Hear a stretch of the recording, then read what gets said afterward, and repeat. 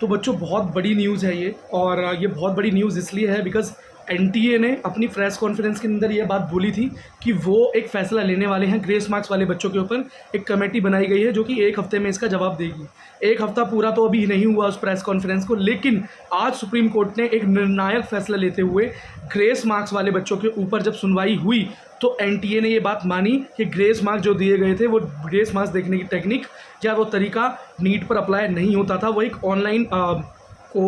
Exam का तरीका था जिसमें ग्रेस मार्क्स दिए जा रहे थे। तो ये चीज़ें यहाँ पर कंपनसेशन में काम नहीं आ पाई और एनटीए को अपना ग्रेस मार्क्स का फ़ैसला ही वापस लेना पड़ा। अब क्या, तो बेटा अब रीनीट की जो डेट दी गई है वो दी गई है 23 जून को। इस 23 जून को रीनीट होने वाला है और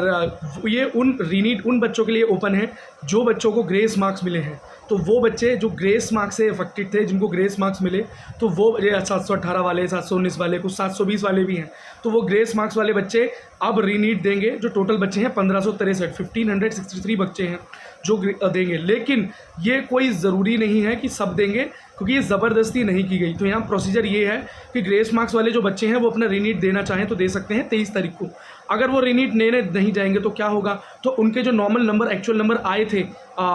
वो उनको दिए जाएंगे, ठीक है, वो अफेक्ट नहीं होंगे, लेकिन जो ग्रेस मार्क्स उनको मिले थे वो हटा दिए जाएंगे। या अगर वो 23 जून को दोबारा से रीनीट देने चले जाते हैं, अपीयर करते हैं उस एग्ज़ाम में,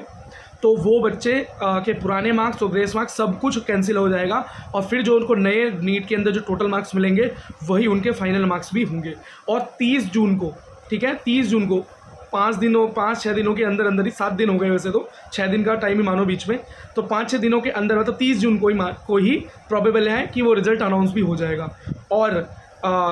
एक नई लिस्ट जारी होगी फिर से जो एनटीए ने रिलीज़ की रखी है, जिसके अंदर टॉपर हैं और टॉप की टोटल 100 टॉप 100 कौन है, ये क्या लिस्ट बन रही है, मतलब जो टोटल लिस्ट बनेगी वो दोबारा से बनेगी, ठीक है। तो क्या कट ऑफ डाउन जाएगी? हाँ बेटा, कट ऑफ इतनी डाउन तो नहीं जाएगी खैर, पर फिर भी आपको 5 नंबर तक का फ़र्क, या 5 से 10 नंबर बहुत बड़े मार्क्स होते हैं, 5 भी हो जाए तो बेटा ये भी काफ़ी बच्चों के लिए लाइफ सेविंग होगा। 5 से 10 नंबर के बीच का फ़र्क ज़रूर पड़ेगा और रैंकिंग पर तो बहुत ज़्यादा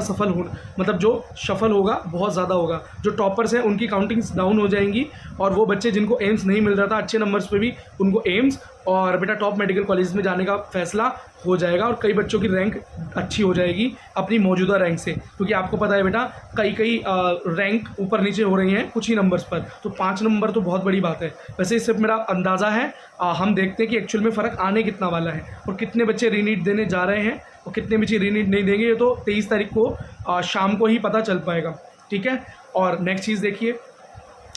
अब 8 जुलाई को फिर से सुप्रीम कोर्ट की नेक्स्ट हियरिंग है जो कि नीट की जो पेपर लीक वाली घटनाएं हुई हैं उनके ऊपर है। तो देखो उसमें क्या फ़ैसला आता है। लेकिन बेटा एक चीज़ याद रखना कि एनटीए ने अपनी सुनवाई के टाइम पर ही ये बात बता दी थी कि 6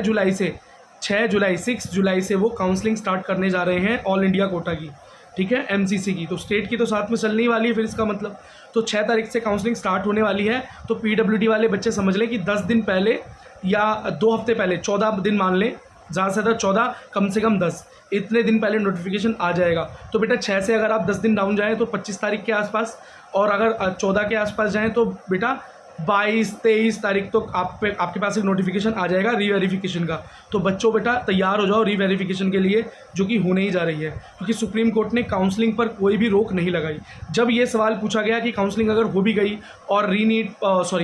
अगर पेपर लीक के मामले में सुनवाई हुई, वहाँ पर कुछ एविडेंस मिले कि कुछ बच्चे पेपर लीक में थे, तो गलत तरीके से अगर उनको बेटा कॉलेज में अलॉट हो जाए या काउंसलिंग में वो पार्टिसिपेट हो तो क्या हुआ, तो सुप्रीम कोर्ट ने साफ साफ कहा है कि they have all the power to उन चीज़ों को दोबारा से वापस करने के लिए, रिवर्स करने के लिए, और उन लोगों के प्रति कार्रवाई करने के लिए जिन्होंने अनफेयर मीन का यूज़ किया है, चीटिंग का यूज़ किया है, जो भी गलत तरीका है, जो लोग इन्वॉल्व हैं उनको सज़ा देने का और चीज़ों को रिवर्ट करने का पूरा पावर सुप्रीम कोर्ट के पास है। तो बेटा 6 जुलाई टेंटेटिव डेट होने वाली है और 23 जून को रीनीट होगा। तो बेटा अगर आपको ग्रेस मार्क्स नहीं मिले तो आप बिल्कुल भी इफेक्ट नहीं होंगे इस चीज़ से, और रीनीट सिर्फ और सिर्फ ग्रेस मार्क वाले बच्चों के लिए है। तो ये एक बड़ी बात थी बेटा। तो इसके अंदर इस फैसले से ज़्यादा ये बात थी कि कब से काउंसलिंग स्टार्ट होने वाली है, उसके बाद जो पीडब्ल्यूडी वाले बच्चे मेरे साथ जुड़े रहते हैं उनको नोटिफिकेशन कब आने वाला है, इसका एक मोटा मोटा अंदाज़ा यहाँ पर लग गया है सुप्रीम कोर्ट की आज की हियरिंग से। तो बेटा अगर आपको ये इन्फॉर्मेशन पसंद आई हो तो लाइक कर दें, और सब्सक्राइब करें चैनल को, शेयर करें इस इन्फॉर्मेशन को, ताकि बच्चों की कन्फ्यूज़न ख़त्म हो सके। और बेटा जो मैंने प्रिडिक्ट किया था वही हुआ, और रीनीट नहीं हो रहा है, ये सिर्फ और सिर्फ रीनीट ग्रेस मार्क वाले बच्चों के लिए हो रहा है, वो भी बहुत दबाव जब एनटीए के ऊपर डाला गया तो। और मैंने आपसे क्या बोला था कि कोई यूट्यूबर, कोई भी बंदा हमारी हेल्प नहीं कर सकता, सिर्फ और सिर्फ सुप्रीम कोर्ट हमारी हेल्प कर सकता है। और सुप्रीम कोर्ट तक जाने वाले लोग जय साई दीपक और अलक पांडे सर और जितने भी लोगों ने सुप्रीम कोर्ट गए, लेकिन आज अलक पांडे सर का एक बहुत